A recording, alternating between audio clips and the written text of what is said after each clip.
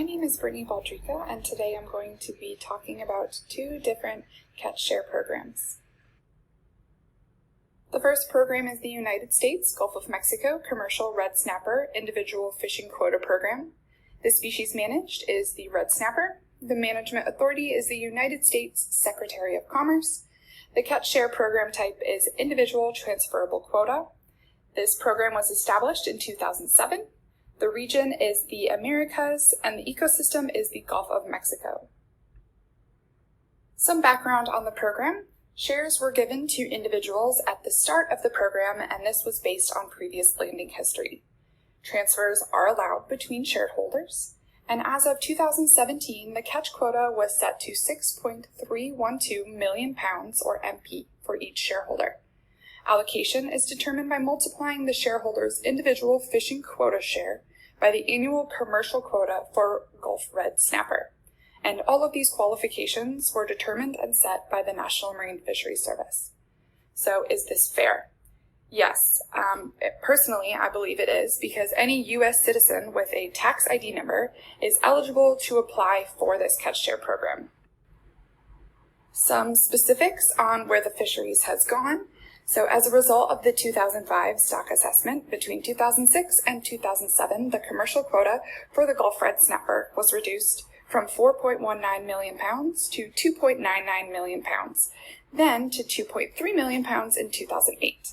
And after the 2009 stock assessment, the populations were increasing, which resulted in a quota increase to 3.71 million pounds by 2012, and again in 2013 to 5.05 million pounds.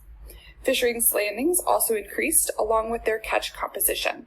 Red snapper increased by 1,000 pounds and $38,000 per trip since the start of the program. Some successes: dockside prices increased from $3.49 a pound in 2006 all the way up to $4.14 a pound in 2011. It also reduced the need for fishermen to intensively harvest early in the season, resulting in shorter fishing seasons, also called derby fishing. A challenge, however, is that many shareholders were underreporting in order to minimize their cost recovery fees.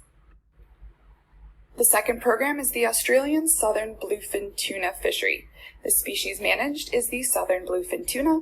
The management authority is the Commission for the Conservation of Southern Bluefin Tuna, or CCSBT.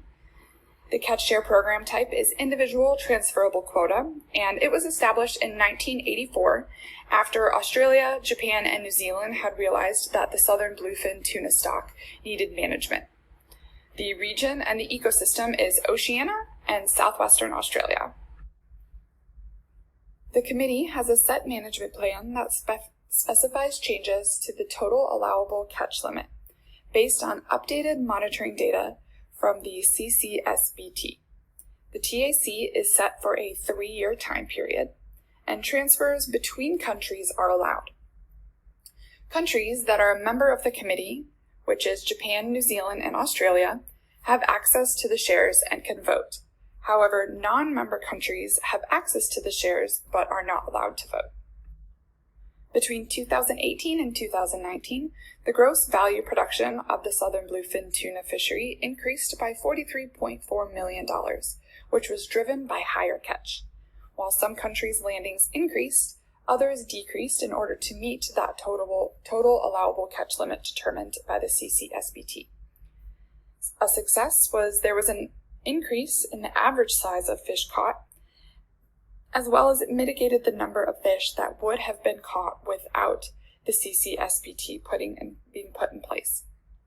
A challenge is at the beginning of the Southern Bluefin Tuna fishery restrictions, 2/3 of the tuna fishing vessels left the fishery, resulting in an increase in number of boats on the market and a decline in demand. A comparison of the two, so some similarities. Both programs saw successful increases in landings and catches amongst their species, and the CCSBT incorporated several countries, and the United States Gulf of Mexico Commercial Red Snapper incorporated several states. Some differences: data were definitely more easily accessible for the United States program as compared to the Australian one.